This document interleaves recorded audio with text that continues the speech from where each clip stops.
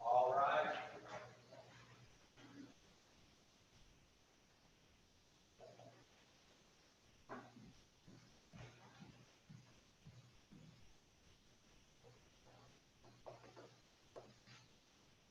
The Court of Appeal for the 6th District of the State of Florida is now in session.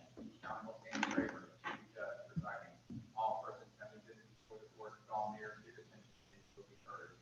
God save the United States of America and the state of Florida and this honorable court. Thank you, Marshall. Good morning, everybody. Welcome to an oral argument session of the 6th District Court of Appeal. My name is Dan Traber. I'll introduce you to the rest of the panel. To my right is the Honorable Jay Cohen. To my left is the Honorable Carrie Ann Wozniak. We have two cases on our docket for today. The first of them is the School District of Lee County versus Stephen J. Bracci, PA. Sir, I will anticipate that if I did that wrong, you will correct me.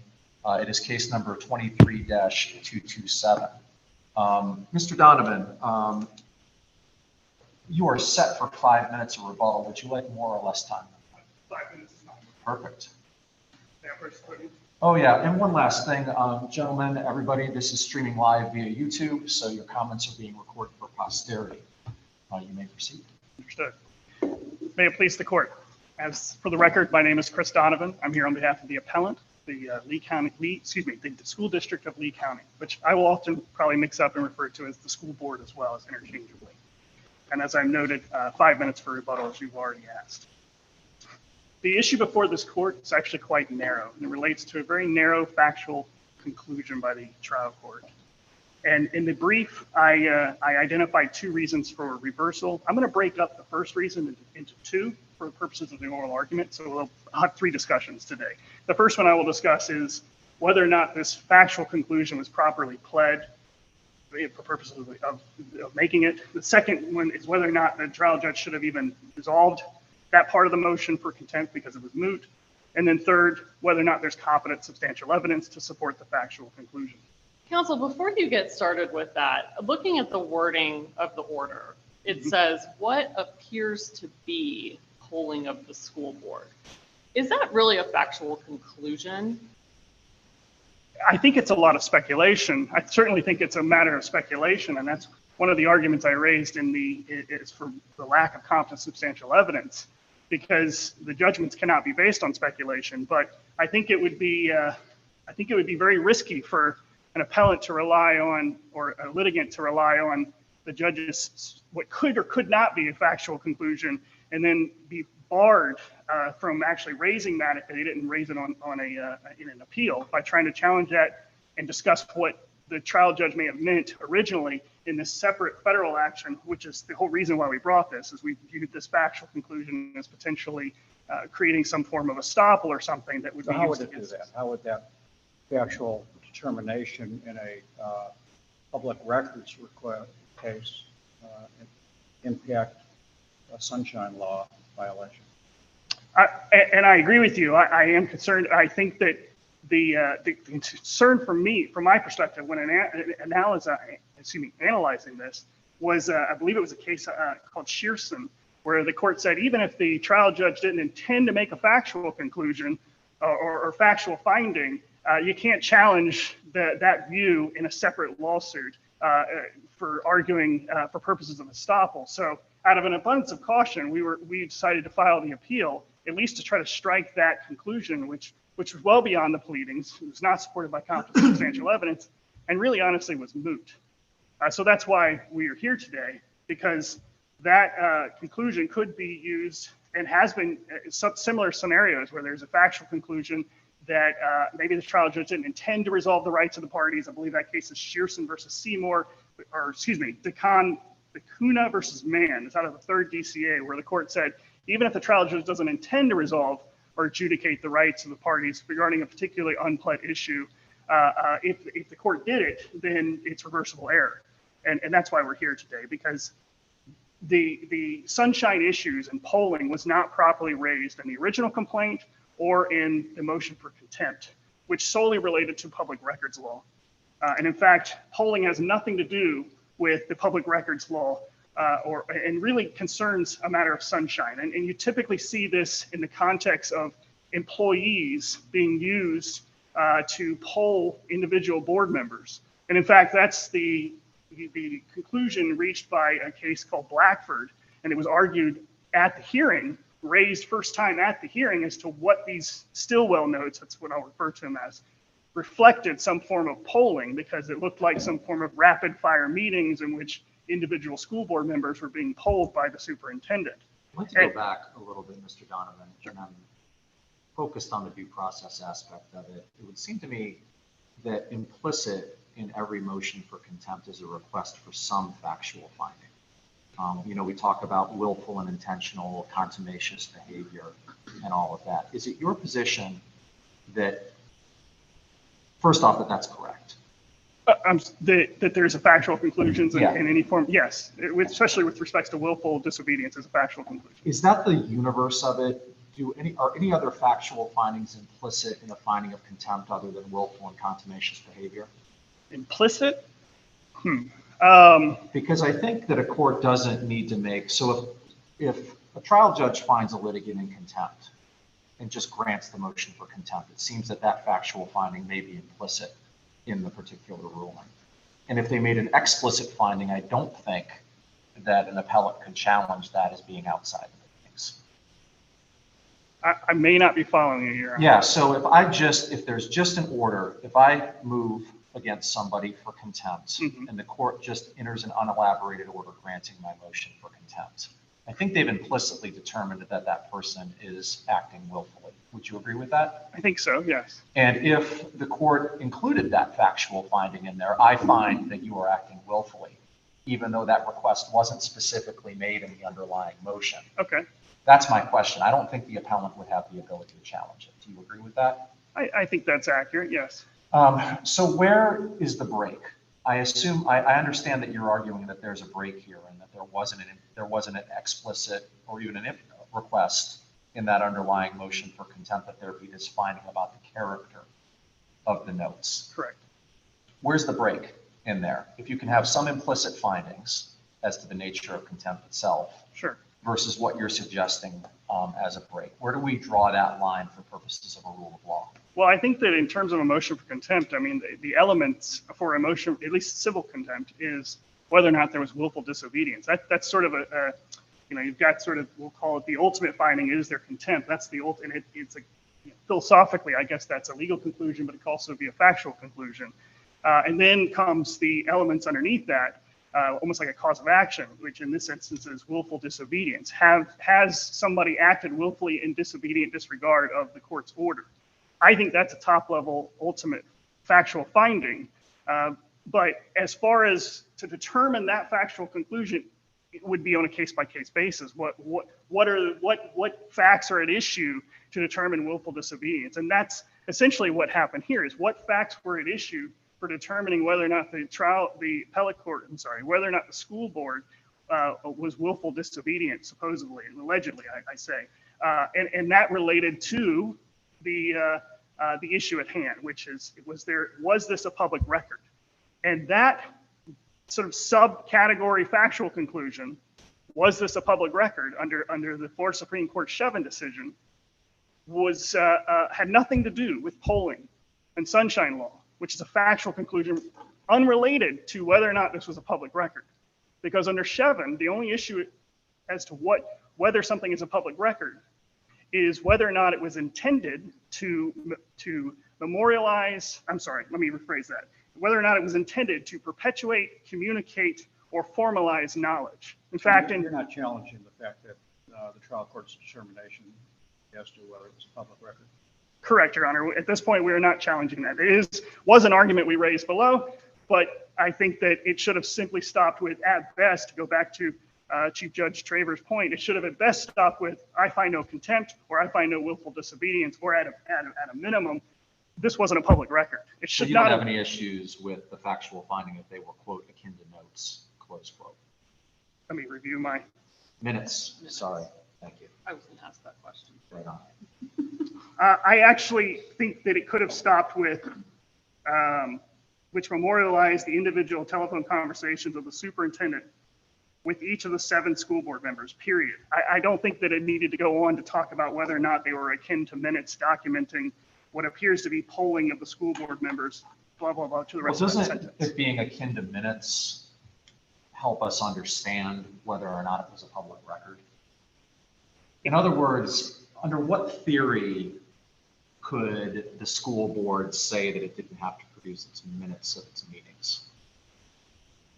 Well, I don't think this was, well, I mean, I'm trying to understand It your bleeds into your mootness argument, obviously, but don't touch that for a second. for a second. If let's assume a different hypothetical situation in which in a deposition or an affidavit, a chief of staff said, I prepared minutes.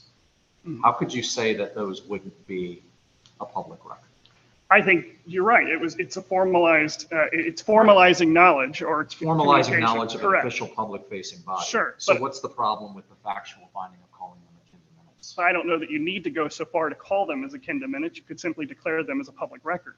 Okay.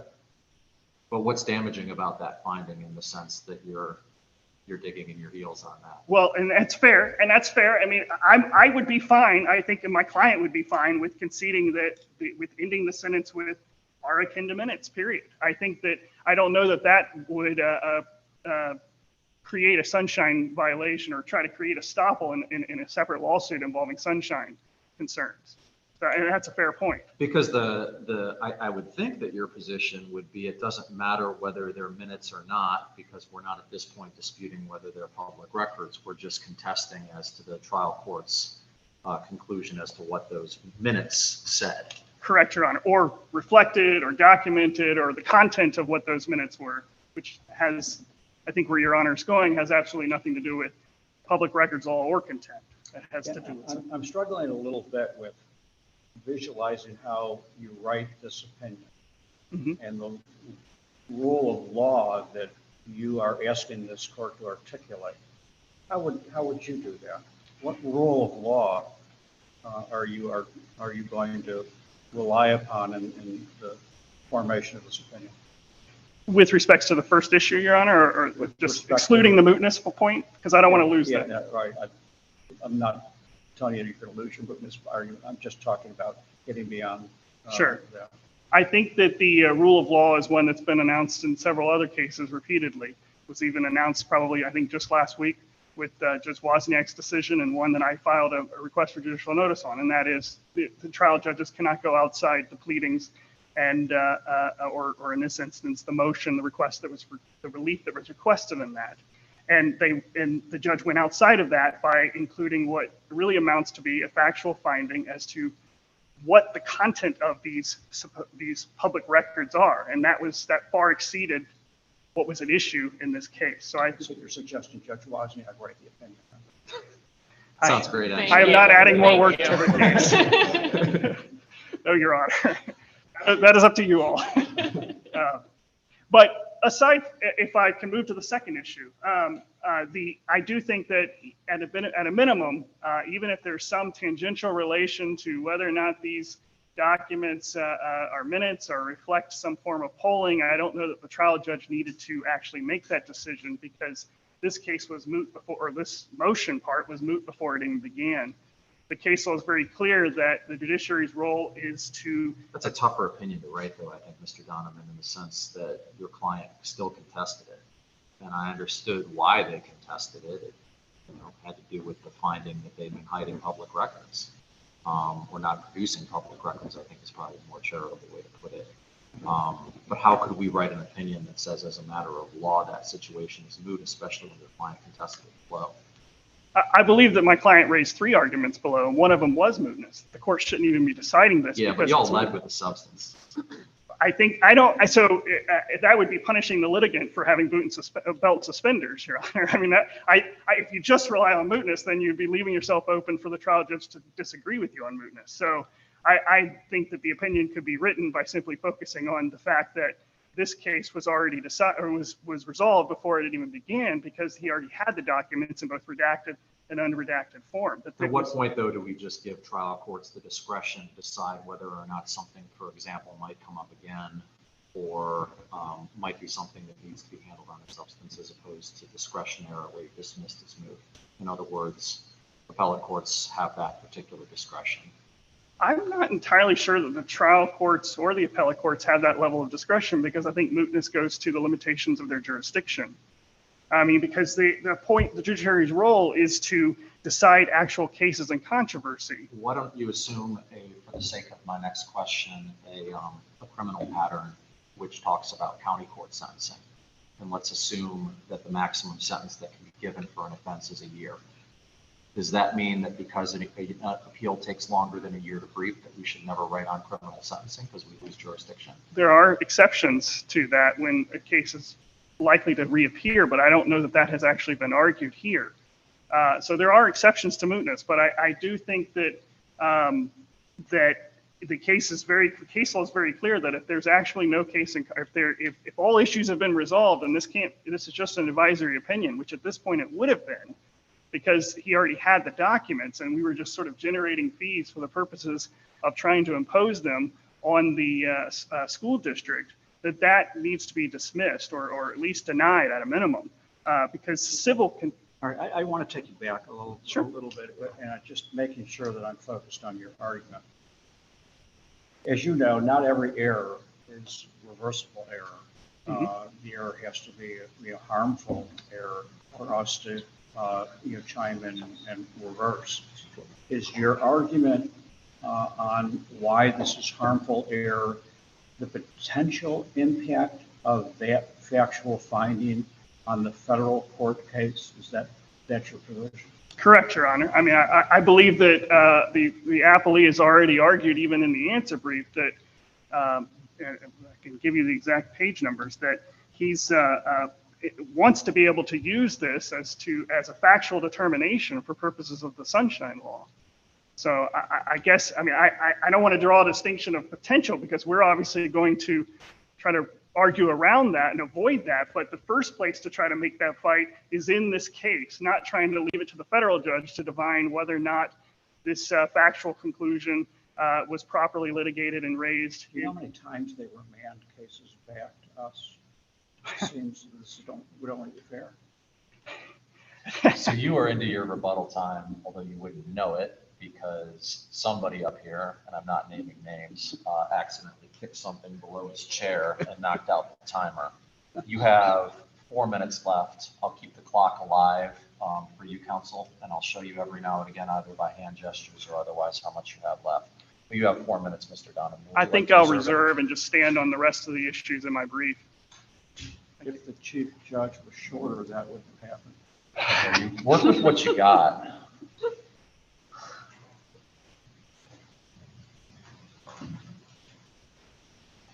Don't know if you can see that.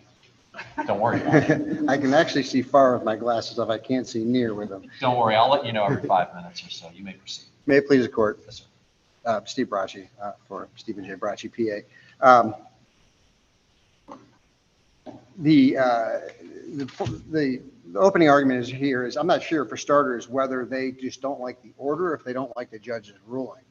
I think the judge's ruling is a judge's ruling. We went back and had a second ruling where the judge looked at the transcript and said, yeah, this order memorializes my rulings. I think it's probably, I'm understanding it as the finding, actually, the finding made within the order.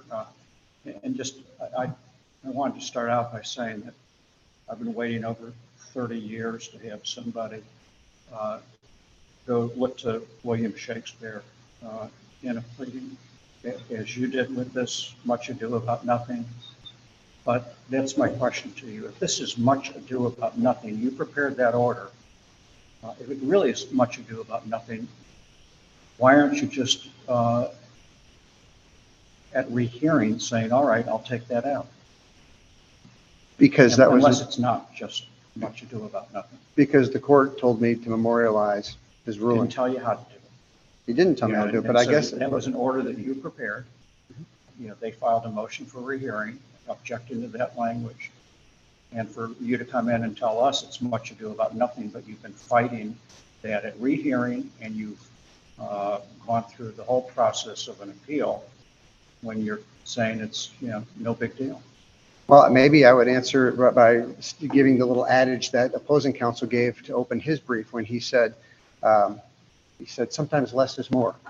So let's suggest sometimes less is more. What if the ruling instead said, for the reasons announced in open court, the court finds that there's no willful disobedience. The court still made the ruling. But the ruling order still doesn't ex- memorialize the finding in that particular instance. Let me ask it to you this way, and it's kind of an offshoot of what I was asking your colleague about what contempt order implicitly and explicitly does. Let's assume that the factual finding was that your client's federal lawsuit has no merit. Would you be taking the same sort of position that it is subsumed in the powers of the state court to make a contempt finding? I didn't quite catch the beginning of your question, Your Honor. So I think the answer is probably obviously not, but I would go back and basically say, let's assume it's a different factual finding, and it finds to your client's detriment in the federal court case. It says, let's just assume, and I find that even though that these are minutes or they're akin to minutes, the federal case has no merit. I would presume you'd be sitting in a different chair, correct? Maybe, but they're the ones that opened the door.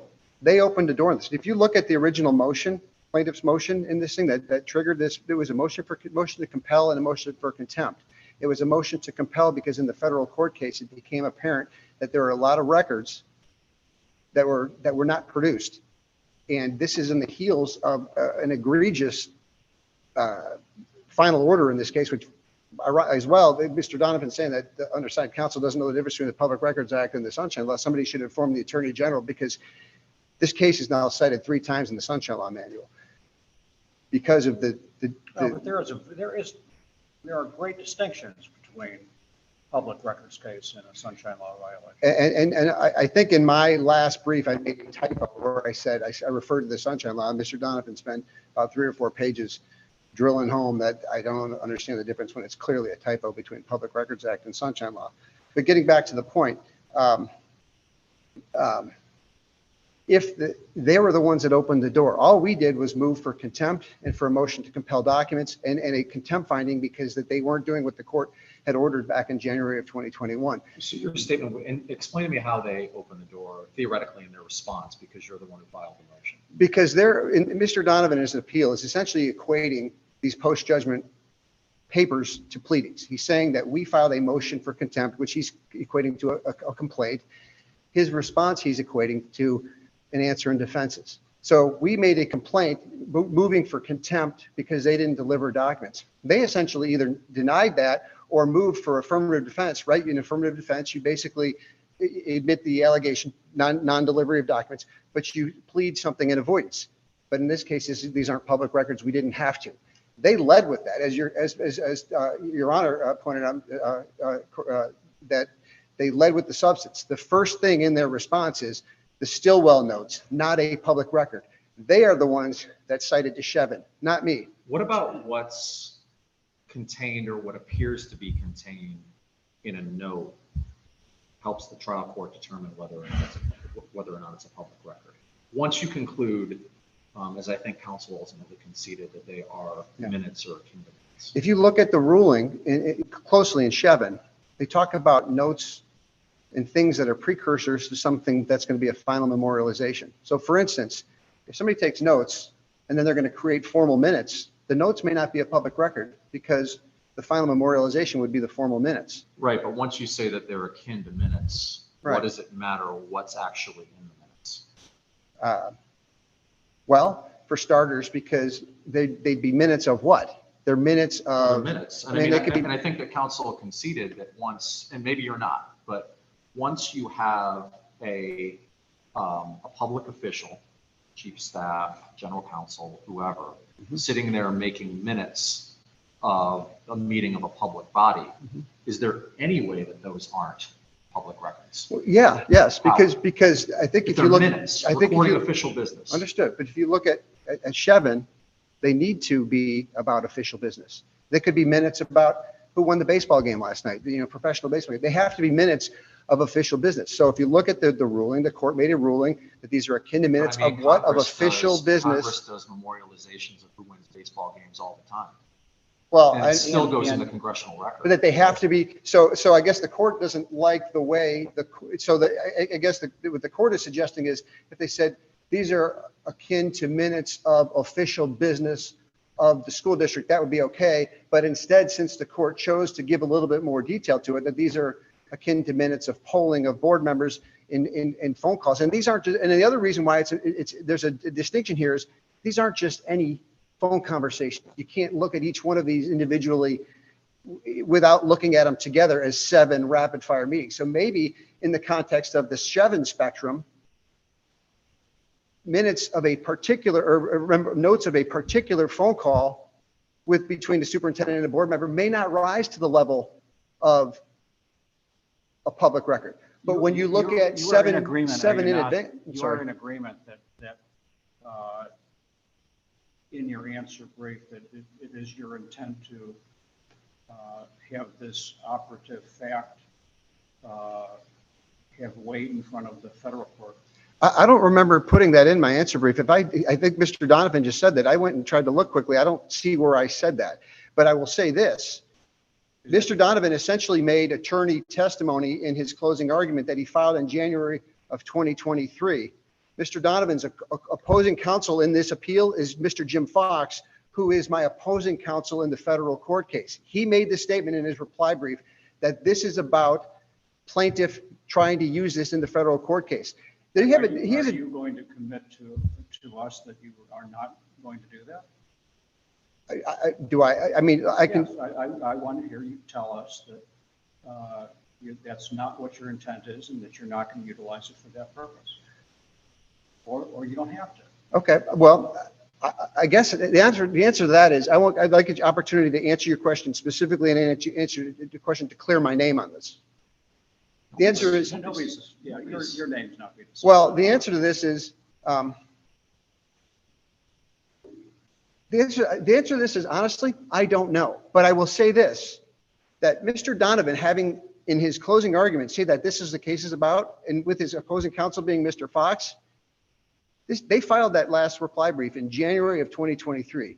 Having made that assertion, which is essentially attorney testimony, do they not have a duty of their own candor to this tribunal to answer whether or not in the motion for summary judgment brief that I have filed in that case, and my response brief and the reply brief that I filed, asked back in August and September of 2022, 4 months before he accused me of this in his reply brief, whether I ever once used this opinion in the federal court in any of my arguments for an evidentiary purpose or otherwise. The answer to that is no, I did not. So the court may ask. And my question was, going forward, can you tell us that you're not going to do that? And you've indicated that you haven't made that decision apparently. I haven't made that decision because I mean, they're the ones that have dragged this thing now to an appellate court ruling. And if, as the court mentioned earlier, why did you not give up on this? Well, I don't know, but the corollary is they're the ones that filed the appeal. They're the ones that are dragging us through this process. And if they're going to drag this side through the process, it's one of those things where be careful what you ask for in a proceeding. Be careful what barn doors you open up.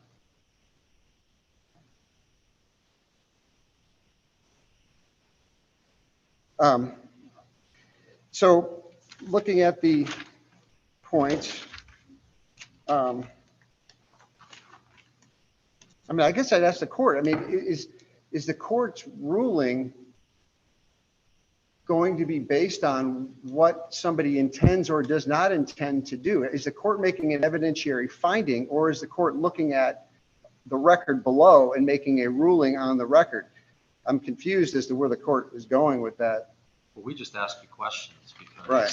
Oral argument's been requested in this particular case. An oral argument is to help guide us in what determination we ultimately make. And one of the great parts of the job is that you don't get to ask us questions. Understood, Your Honor.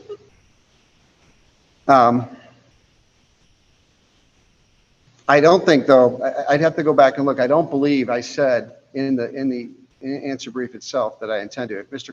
Donovan has the citation to it, maybe at my Whether it's, I'm going beyond that. I'm going to just probe a bit as to whether that's what your ultimate intent is, and you've answered that. I haven't used it thus far in substantial briefings. And frankly, I honestly don't feel like I need to. When you look at the face of that document, when each one says, the contract recommending termination, yes, move forward, 100% in agreement, put a bow on it. I mean, the document speaks for itself. I don't think, as I said in this case, the fact that the court made it, objectively looked at a document being, this goes to the competent substantial evidence argument. The court looked at the document on its face. And as Your Honor pointed out, anytime you have a motion for contempt, there needs to be some implicit findings. The court, they're saying that they wanted to bring in all this other evidence of what other people said happened at those meetings. That's not the point. The point is this document on its face showed polling. It showed it. What the interesting thing is, opposing counsel makes an issue of the court talking about the fact that it memorializes polling, which seems to be objectively true on the face of this document, but they don't raise an issue of the court saying this memorializes conversations with board members. They're both objectively true. Why aren't they complaining about that? It's only this one point. It's also interesting that they now want to accept what they vehemently opposed below is that this is a public record at all. And they're willing to accept the court's finding on that, but they just don't like the court's explanation as to why it's a public record. That's really, think about that. So they go before a trial court. They're the ones that bring up whether this is a public record. They're the ones that bring up Chevin and the fact that there's a spectrum. They invite the court to have a discussion on this. And in fact, if you look at the transcript, Mr. Fox wouldn't give up on this point. He makes his points about motion to compel, motion for contempt, and he comes back to this point on the notes. And he spends a few pages in the transcript arguing this thing. His attorney argument evidence. No, but he's inviting the court to make a ruling. In Now, an evidentiary ruling? I don't know what it is, but he's making An a attorney's invite the court in a non-evidentiary proceeding through argument to make an evidentiary ruling? No, but an attorney can determine the scope of, can help determine the scope of a hearing and the scope of a propriety of a ruling. And to your Honor's point earlier, where's the distinction between where an implicit versus an explicit ruling is appropriate? Maybe it's by virtue, the answer would be maybe it's by virtue of that which is requested or invited by the parties themselves in the course of the ruling. And whether Mr. Fox, the attorney for the school Would you be district, invited comfortable that. if the trial court had made the factual determination that the records were not akin to polling? I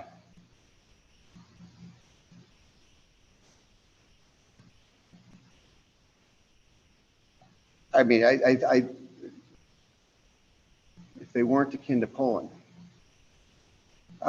Just the opposite finding. So if your position is that opposing counsel below introduced this issue and invited the court to make an evidentiary finding, would you then therefore have to be at peace with if it was an evidentiary finding that was adverse to you? Well, I think what he didn't say that they're akin. He actually says what appears to be polling. They're akin. Okay. They're akin to minutes that appear to be polling. And actually, So let me change my example then, because you're switching it. But what if it said appears to be not akin to polling? Are you good with that?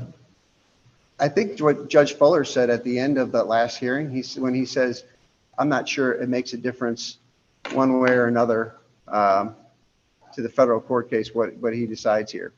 I mean, I think also for getting back to estoppel, that I think that the quality of the ruling, the quality of the hearing and the process by which you came to the ruling is also a determining factor in whether or not something is collateral estoppel or not. I don't know that for sure. I believe that to be the law, that comes into play. But the court doesn't say, all the court is doing, he's making a preliminary finding here. He's preliminarily making a finding that these are akin to minutes, not in order to basically move the case on a spectrum under Chevin, which is first brought by opposing counsel, where you have documents that are clearly public records, documents that are clearly not public records, and everything else falls in between. So, I mean, my argument would be, if I had to live with it, if I were opposing counsel, or if that happened to me and I was, the opposite of this, I would make the argument likely to the court that this is just a preliminary finding, which gets back to my point, much ado about nothing. Okay, you have 3 minutes.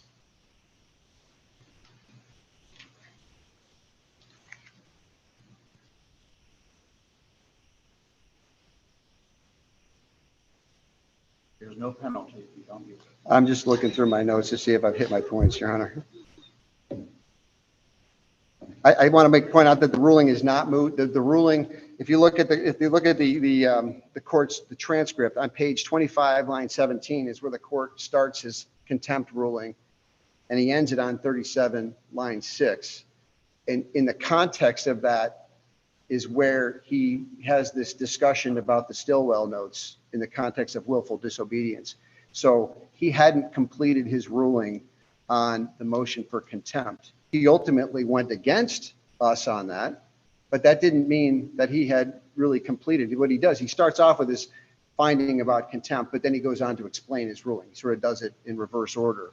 And so the mootness is we disagree with that.